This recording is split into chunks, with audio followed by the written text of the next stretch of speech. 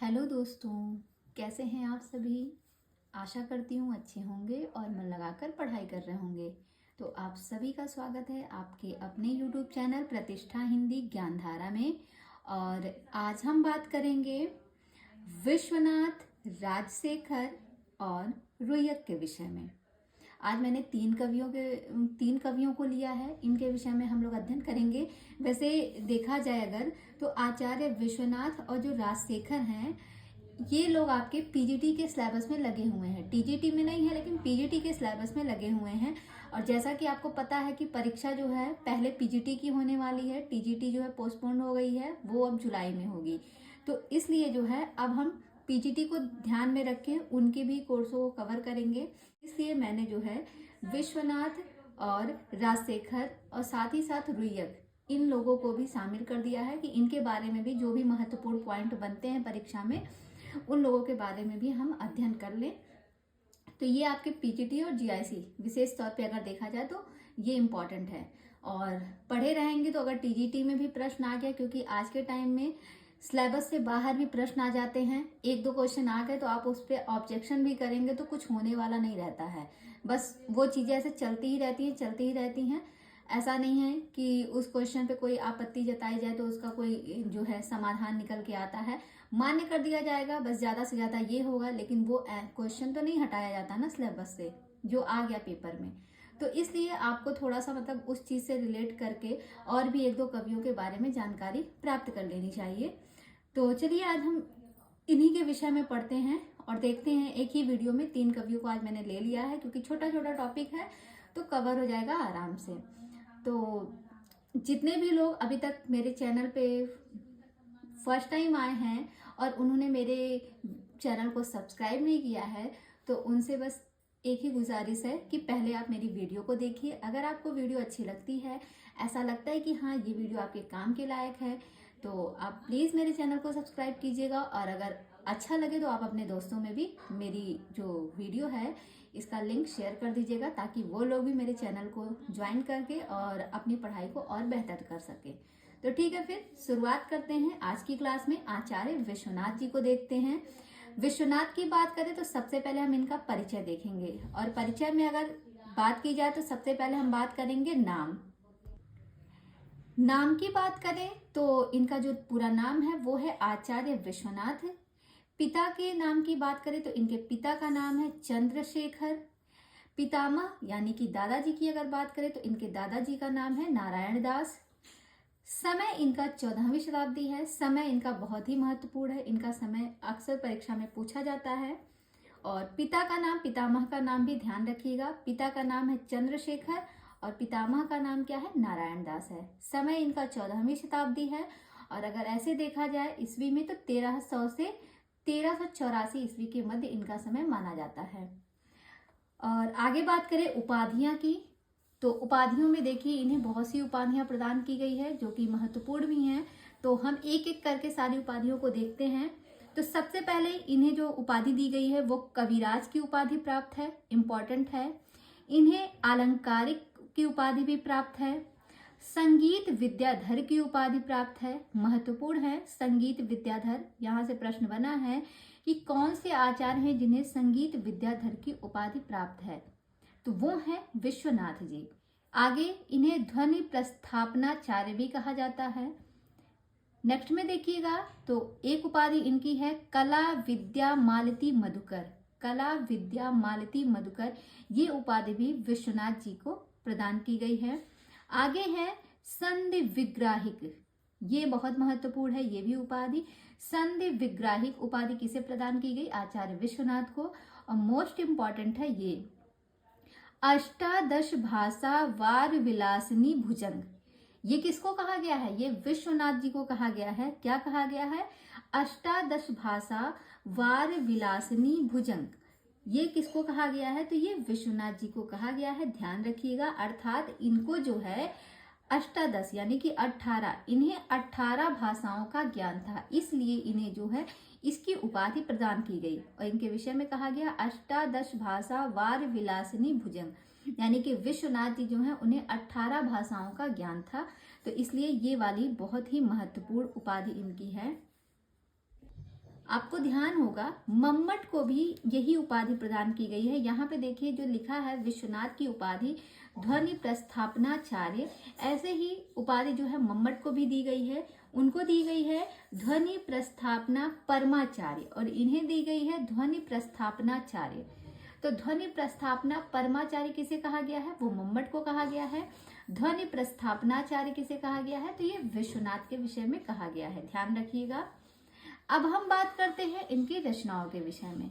तो रचनाओं की अगर हम बात करें तो इन्होंने बहुत सी रचनाएं लिखी हैं, बहुत सी रचनाएं तो की हैं, लेकिन जो सबसे महत्वपूर्ण इनकी रचना है वो है साहित्य दर्पण, जिसकी वजह से ये जो है इस साहित्य जगत में प्रसिद्ध हुए हैं, जो कि एक काव्य शास्त्रीय ग्रंथ है साहित्य दर्पण। ये इनका सबसे प्रसिद्ध ग्रंथ है जो कि विश्वनाथ का है, जिसकी वजह से ये साहित्य जगत में जो है एक स्थान भी पाए हैं, प्रसिद्ध भी हुए हैं इसी ग्रंथ की वजह से। इसलिए ये ग्रंथ इनका बहुत ही महत्वपूर्ण है। तो ये ग्रंथ तो महत्वपूर्ण है, पर इनके साथ साथ हमें और भी ग्रंथों को देख लेना चाहिए कि कौन कौन से ग्रंथ इन्होंने लिखे हैं। तो बात की जाए इनके ग्रंथों की अगर, तो इन्होंने एक रचना की है राघव विलास। राघव विलास जो है ये एक महाकाव्य है। बगल में मैंने लिख भी दिया है कि ये है क्या।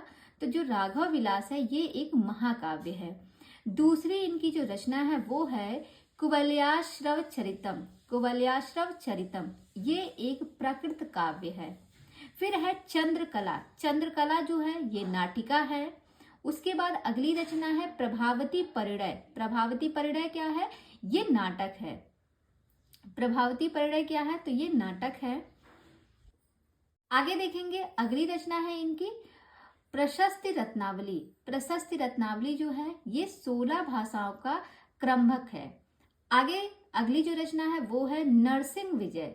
नरसिंह विजय जो है ये एक खंड काव्य है। प्रश्न बन सकता है नरसिंह विजय जो है वो रचना किसकी है और वो किस प्रकार का ग्रंथ है? नरसिंह विजय विश्वनाथ की रचना है और ये एक खंड काव्य है। आगे है कंसवध।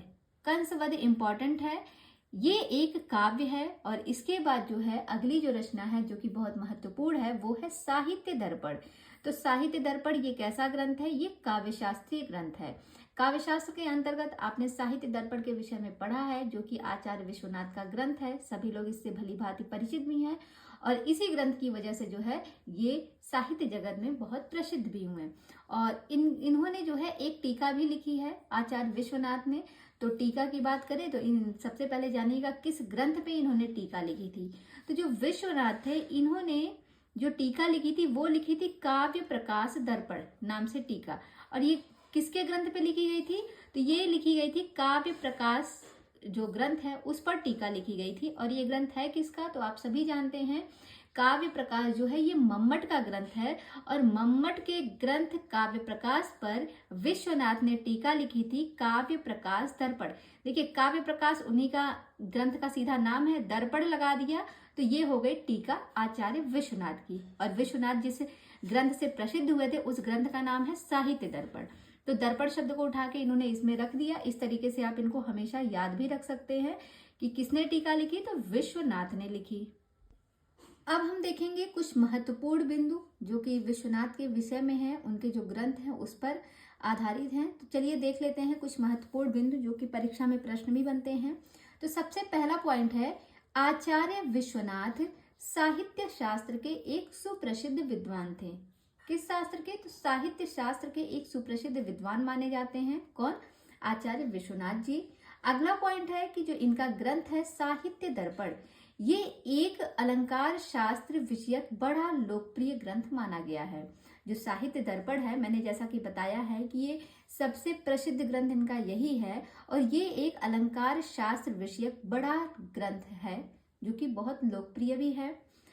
नेक्स्ट में हम देखेंगे एक पॉइंट दिया है कि साहित्य दर्पण के अंतिम श्लोक में उन्होंने यानी कि विश्वनाथ ने अपने को श्री चंद्रशेखर महाकवि सुनु कहा है, जिससे पता चलता है कि इनके पिता का नाम क्या था? तो चंद्रशेखर था।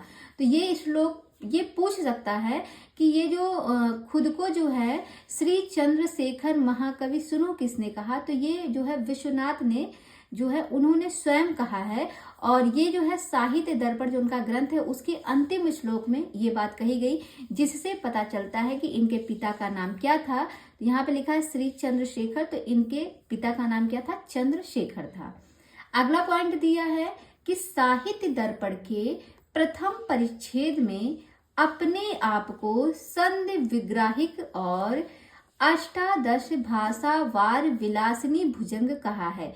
तो ये प्रश्न बन सकता है कि इन्होंने जो इनको उपाधियां दी गई हैं, अभी हमने थोड़ी देर पहले पढ़ा है कि जो है विश्वनाथ को बहुत सी उपाधियां दी गई हैं, तो उस उपाधि के विषय में कहा गया है कि इनका जो ग्रंथ है साहित्य दर्पण, इसके प्रथम परिच्छेद में, अच्छा पहले ये जान लीजिए जो इनका ग्रंथ है साहित्य दर्पण वो 10 परिच्छेदों में विभक्त है।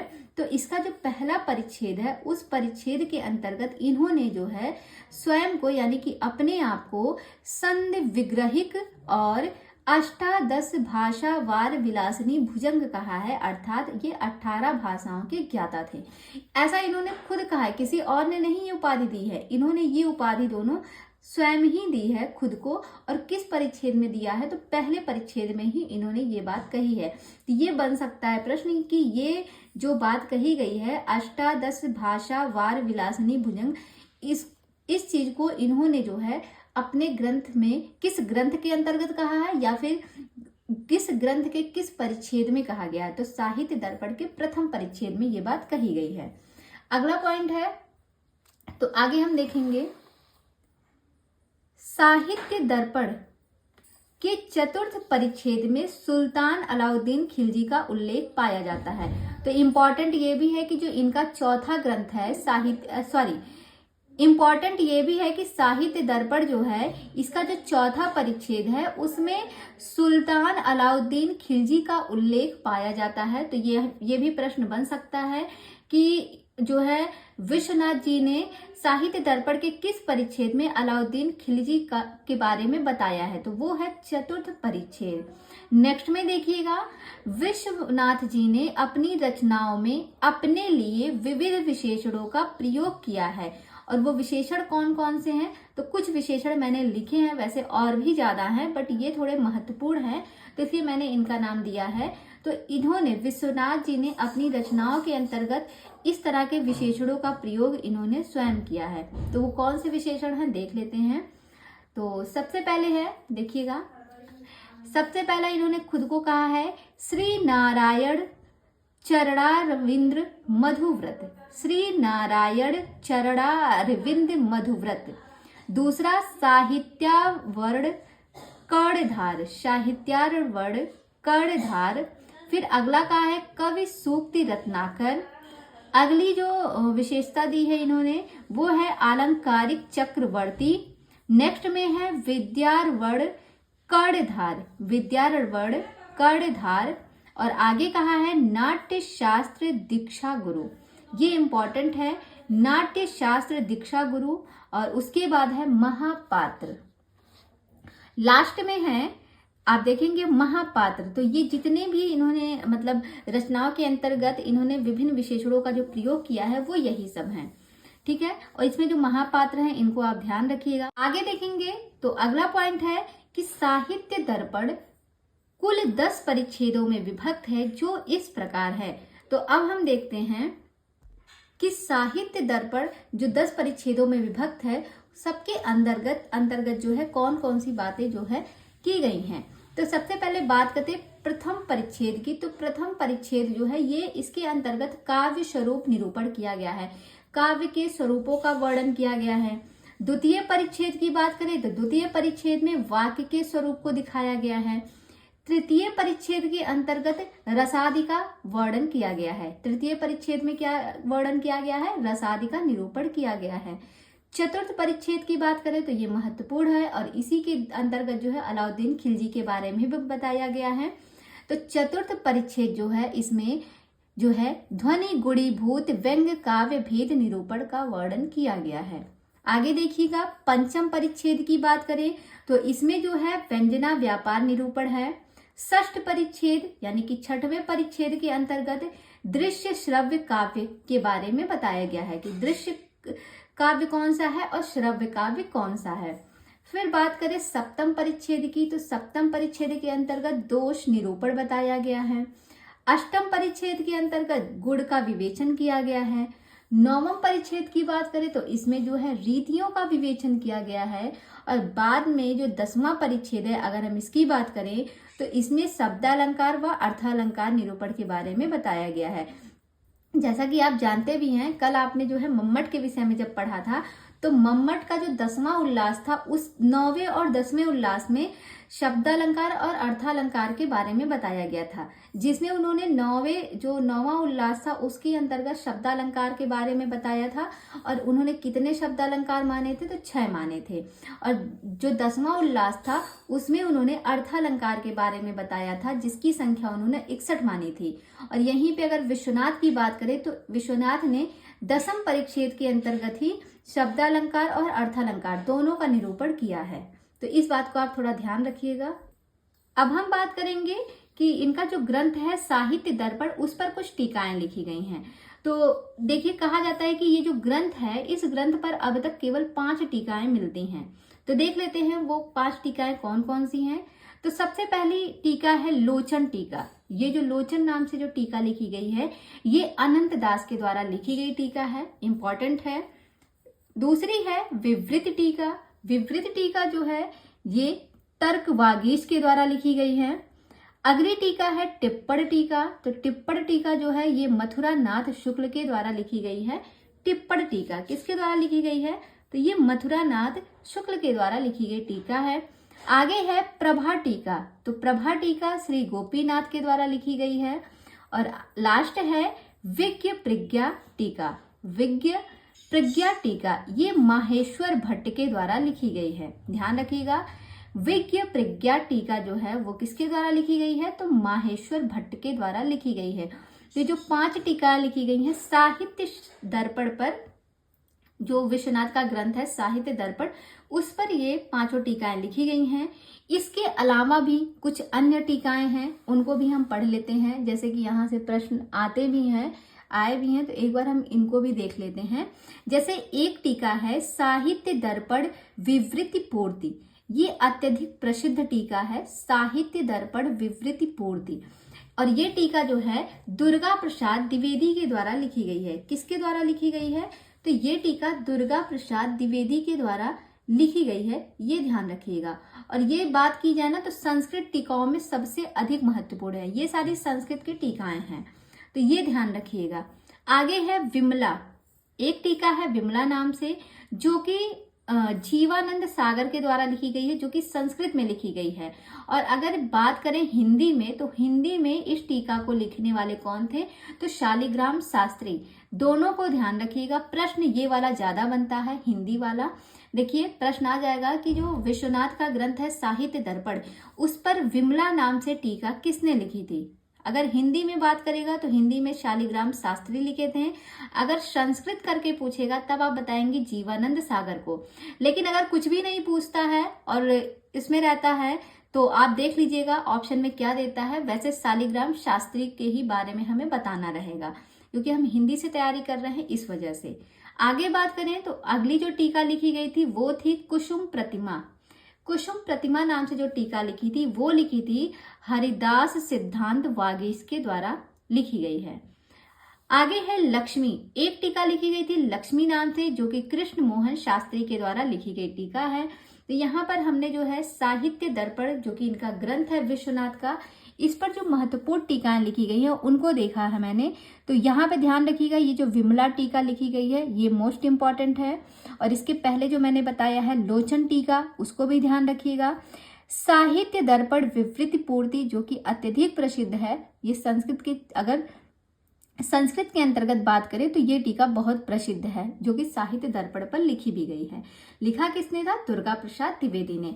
और एक पॉइंट इसमें और कहते हैं लास्ट में कि अंग्रेजी में, अब जैसे हमने हिंदी संस्कृत तो देख लिया, तो अब बात करें अंग्रेजी में, तो अंग्रेजी में साहित्य दर्पण का व्याख्यान संपूर्ण रूप से नहीं, कुछ व्याख्यान महामहोपाध्याय काड़े ने किया था। किसने किया था? अगर अंग्रेजी में बात करें कि अंग्रेजी में साहित्य दर्पण की व्याख्या जो है वो किसने की थी, तो वो की थी महामहोपाध्याय काड़े ने। लेकिन उन्होंने संपूर्ण व्याख्या नहीं की थी, बस कुछ भागों की व्याख्या की थी, ये याद रखिएगा। अब हम बात करेंगे राजशेखर जी के विषय में। और जब राजशेखर जी की बात हम करते हैं तो सबसे पहले हम क्या देखेंगे, इनका कवि परिचय देखेंगे। तो कवि परिचय में सबसे पहले जानिए कि ये कवि जो हैं, कवि का नाम क्या है, राजशेखर है, जिसके विषय में हमें अध्ययन करना है। ये एक नाटककार हैं और साथ ही साथ एक काव्य शास्त्रीय भी हैं। कौन? राजशेखर। जन्म स्थान की बात करें तो इनका जो जन्म स्थान है वो महाराष्ट्र में है। कुल वंश की बात करें तो ये यायावर कुल से हैं, और वंश की बात करें तो ब्राह्मण वंश इनका है। माता और पिता की बात करें तो इनकी माता का नाम शीलवती है, और पिता का क्या नाम है, तो दर्दुक इनके पिता का नाम है, या फिर कहीं कहीं दुहिक भी मिलता है, दोनों नाम मिलते हैं, ध्यान रखिएगा। पत्नी की बात करें तो इनकी पत्नी का नाम है अवंती सुंदरी। अवंती सुंदरी एक रचना भी है, बताइएगा कमेंट में कि अवंती सुंदरी जो कथा है वो किसकी रचना है। अवंती सुंदरी कथा नाम से एक रचना लिखी गई है, वो रचना किसके द्वारा लिखी गई है ये आप हमें बताएंगे, क्योंकि इसके पहले मैंने इस टॉपिक को पढ़ा दिया है। और यहाँ पे जो है राजशेखर की पत्नी का नाम है अवंती सुंदरी, जो कि चौहान कुलोत्पन्न की एक क्षत्रिय कन्या थी। और आगे बात करें राजगुरु, आगे हम देखेंगे राजगुरु। तो राजगुरु की बात करें तो महेंद्र पाल व महीपाल के ये राजगुरु थे। जो राजशेखर जी थे ये किसके राजगुरु थे, तो ये महेंद्र पाल और महीपाल के राजगुरु थे। ये बहुत महत्वपूर्ण है, प्रश्न यहाँ से बनते हैं। आगे बात करें प्रपौत्र की, तो इनके जो प्रपौत्र थे वो कौन थे, कविवर अकाल जलद। अकाल जलद जो है इनके प्रपौत्र थे। समय की बात करें तो इनका समय बहुत महत्वपूर्ण है, 10वीं शताब्दी इनका समय है। इनके शिष्य की बात करें तो इनके शिष्य कौन थे, इनके शिष्य थे प्रतिहार वंशी राजा महेंद्रपाल और उनके बेटे महीपाल। जैसा कि अभी हमने ऊपर ही पढ़ा है कि इनके गुरु कौन थे, महेंद्रपाल व महीपाल। तो राजगुरु थे राजशेखर, क्योंकि राजशेखर नाम में भी है, तो ये राजगुरु थे महेंद्रपाल और महीपाल के। जब ये गुरु थे तो वो दोनों इनके शिष्य हो गए। इस तरीके से आप याद भी रख सकते हैं। और अब इनके हम ग्रंथों की बात करते हैं राजशेखर के। तो जब इनके ग्रंथ की हम बात करते हैं तो कहा जाता है इन्होंने 5 ग्रंथों की रचना की थी, जो प्रमाणिक रूप से हैं भी। तो इनके द्वारा जो ग्रंथ लिखे गए हैं उसकी संख्या 5 बताई गई है। अच्छा, अब हम देखेंगे वो 5 ग्रंथ हैं कौन कौन से। तो सबसे पहला जो ग्रंथ है जो कि राजशेखर के द्वारा लिखा गया है वो है बाल रामायण। बाल रामायण जो है ये 10 अंक का नाटक है। धीरे धीरे आराम से सुनिएगा क्या क्या बोल रहे हैं। जो बाल रामायण है ये 10 अंक का नाटक है। दूसरी रचना है इनकी बाल भारत, जिसका एक और नाम है प्रचंड पांडव। ये जो है ये भी इनका जो है नाटक ही है, ये 2 अंक में उपलब्ध है। अगली रचना इनकी है विद्वशाल भंजिका, जो कि 4 अंकों की नाटिका है। विद्वशाल भंजिका कितने अंकों में है, 4 अंकों में। इसके बाद जो इनकी सबसे महत्वपूर्ण रचना है, मोस्ट इंपॉर्टेंट जिसे हम कहेंगे, ये जो रचना है वो है कर्पूर मंजरी। और ये इसमें खास बात क्या है, ये रचना इनकी एक ऐसी रचना है जो प्राकृत भाषा में लिखी गई षट्टक है। आगे बात करें तो इनकी अगली रचना है काव्य मीमांसा, और ये कैसा ग्रंथ है, ये अलंकार शास्त्रीय ग्रंथ है काव्य मीमांसा। तो इनके जो 5 ग्रंथों की बात की गई है वो यही 5 ग्रंथ हैं, बाल रामायण, बाल भारत, विद्वशाल भंजिका, कर्पूर मंजरी और काव्य मीमांसा। एक और ग्रंथ इनका मिलता है जो कि हर विलास है। लेकिन ये जो हर विलास इनका ग्रंथ है, इस ग्रंथ के बारे में केवल हेमचंद्र ने कहा है। हेमचंद के द्वारा ये मतलब कहा गया है कि ये राजशेखर का ग्रंथ है, इसीलिए मैंने साइड में लिख दिया है कि केवल हेमचंद ने उद्धृत किया है। केवल हेमचंद ने उद्धृत किया है कि जो हर विलास जो ग्रंथ है ये राजशेखर की रचना है। तो ये थोड़ा सा आप इनको अलग से याद रखिएगा। बाकी जो ग्रंथ ये 5 हमने पढ़े हैं ये इनके ग्रंथ है जो कि प्रमाणिक भी हैं। तो अभी जो हम ग्रंथ पीछे पढ़े हैं इसके पहले, उन ग्रंथों का परिचय अब हम देख लेते हैं। तो सबसे पहले हम बात करें बाल रामायण की, तो ये जो है इसमें 741 पद्य हैं, 10 अंकों का ये नाटक है। और इसमें जो कथा है वो सीता स्वयंवर से अयोध्या लौटने तक की पूरी कथा का वर्णन किया गया है बाल रामायण में। दूसरी इनकी रचना थी बाल भारत, जिसे हम प्रचंड पांडव के नाम से भी जानते हैं। इसमें श्लोकों की संख्या 143 बताई गई है।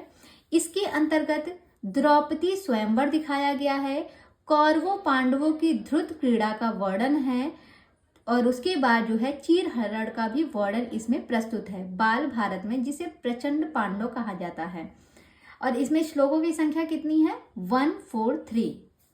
आगे बात करें तो आगे अगर हम बात करेंगे तो इनका जो तीसरा ग्रंथ है वो है विद्वशाल भंजिका, जो कि एक नाटिका है और ये इसमें जो अंक हैं वो 4 अंक हैं।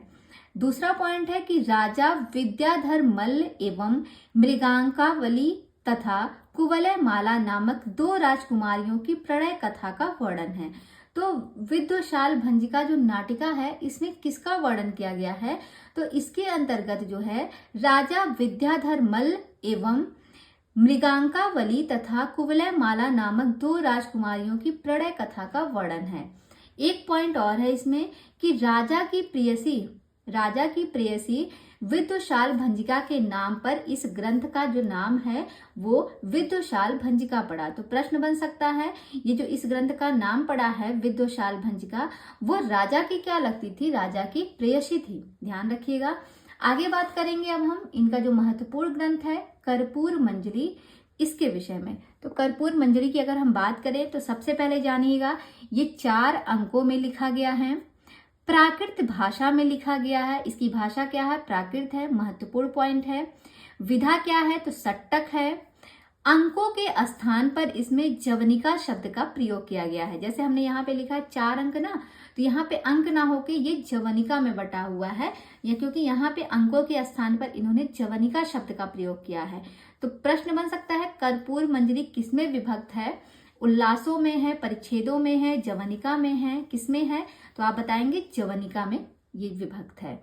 अगला पॉइंट है इसमें प्रवेशक व विष्कंभक का अभाव है। प्रवेशक व विष्कंभक का अभाव है। अगला पॉइंट है राजा चंद्रपाल तथा विदर्भ देश की राजकुमारी कर्पूर मंजरी का विवाह सिद्ध योगी भैरवानंद के चमत्कार यानी कि अलौकिक शक्ति से संपन्न कराया गया है। इस कहानी में क्या दिखाया गया? इस कहानी के अंतर्गत जो है जो राजा चंद्रपाल हैं तथा विदर्भ देश की जो राजकुमारी कर्पूर मंजरी थी, इनके विवाह के बारे में बताया गया और इनका विवाह कैसे संपन्न कराया गया। एक सिद्ध योगी भैरवानंद थे, उनकी अलौकिक शक्ति या फिर कह सकते हैं उनके चमत्कार से इनके विवाह को संपन्न कराया गया। इसमें जो एक महत्वपूर्ण पॉइंट बनता है वो ये है कि ये जो कर्पूर मंजरी जो ग्रंथ है इनका, इसमें चरचरी नामक नृत्य का प्रयोग किया गया है। ये प्रश्न बन सकता है कि किस ग्रंथ के अंतर्गत चरचरी नामक नृत्य का प्रयोग किया गया? तो वो है कर्पूर मंजरी। देखिए यहाँ पे आ रहा है चरचरी और यहाँ पे आ रहा है कर्पूर मंजरी, मिलता जुलता है ना, तो तुरंत आप पढ़ लेंगे, समझ जाएंगे कि चरचरी जो है नृत्य कर्पूर मंजरी में प्रयोग हुआ है। लास्ट पॉइंट है कि इसकी रचना राजशेखर ने अपनी पत्नी अवंती सुंदरी के आग्रह पर किया था।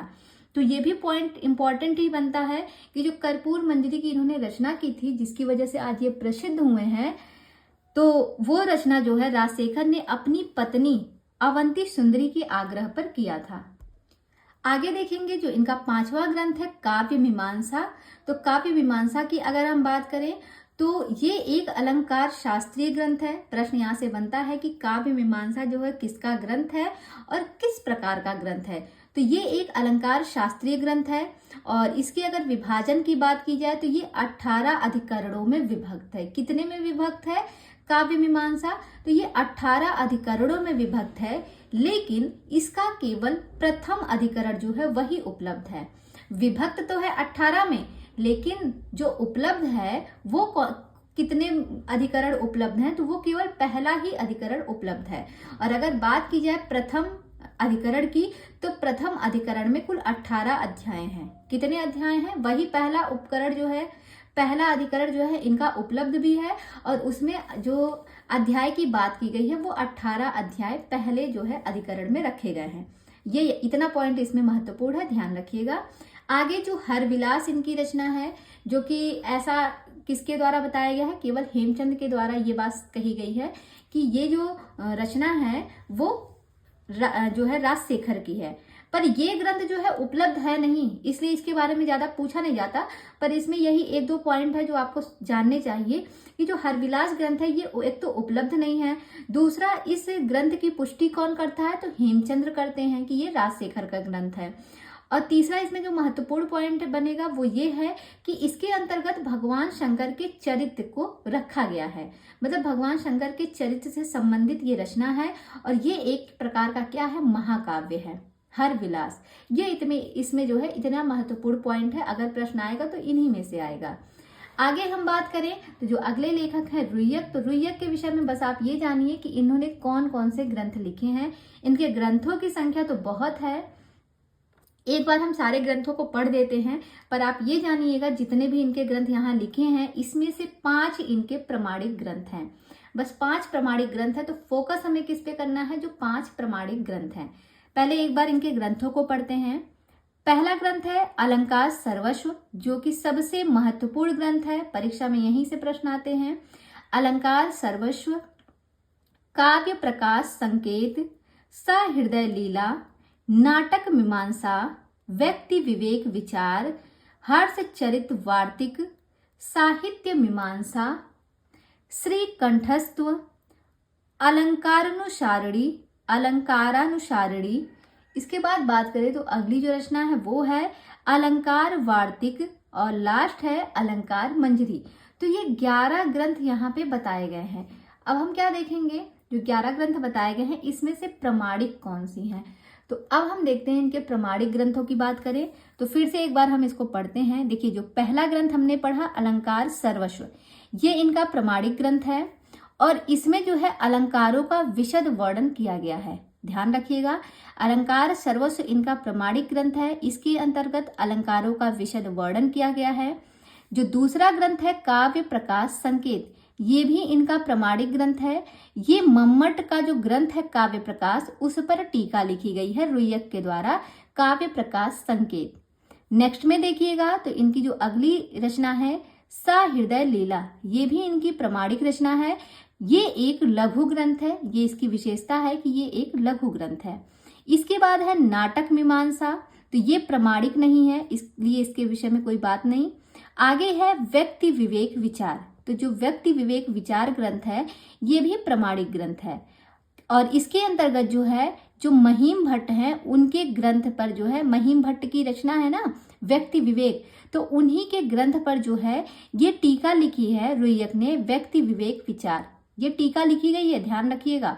इसके बाद अगली रचना थी इनकी हर्ष चरित वार्तिक, ये रचना भी इनकी उपलब्ध नहीं है, इसलिए इसके बारे में भी बात नहीं की गई। आगे जो है वो अगली रचना है साहित्य मीमांसा, तो साहित्य मीमांसा जो है ये भी प्रमाणिक रचना है इनकी और ये एक विशालकाय ग्रंथ है। जैसे हमने पढ़ा सहृदय लीला, तो सहृदय लीला जो है वो इनका लघु ग्रंथ है और साहित्य मीमांसा जो है वो कैसा ग्रंथ है, तो वो विशालकाय ग्रंथ है। इसके बाद जो इनकी अन्य रचनाएं मिलती हैं जैसे कि श्रीकंठस्तव, अलंकारानुसारिणी, अलंकार वार्तिक और अलंकार मंजरी, ये सभी जो है इनके प्रमाणिक ग्रंथ नहीं है, ये सभी उपलब्ध नहीं है। बाकी प्रमाणिक ग्रंथों की संख्या मैंने बता दी, टोटल 5 ग्रंथ इनके प्रमाणिक हैं। तो ये हमने देख लिया आज राजशेखर, विश्वनाथ और रुय्यक के विषय में, जहां से प्रश्न आने की संभावना है उतने पार्ट को मैंने कवर कर लिया है। तो आज की क्लास को हम यहीं तक रखते हैं, कल हम जो है इसके आगे अध्ययन करेंगे। और अब आप बताइएगा आपको जो है क्लास कैसी लगी है। जाते जाते वीडियो पे एक लाइक करते जाइएगा और साथ ही साथ अगर आपने अभी तक मेरे चैनल को सब्सक्राइब नहीं किया है तो प्लीज़ सब्सक्राइब कीजिए और साथ ही साथ बेल आइकन को प्रेस करना मत भूलिएगा, क्योंकि तभी जो है मेरे द्वारा जो भी वीडियोस अपलोड की जाएगी उसकी नोटिफिकेशन आप तक ज़रूर पहुँचेगी। तो ये काम आप इतना कर लीजिएगा, बाकी का काम हम खुद कर देंगे ताकि आपकी जो तैयारी है वो और बेहतर हो। और कल मिलते हैं इसी टाइम पर, तब तक के लिए धन्यवाद।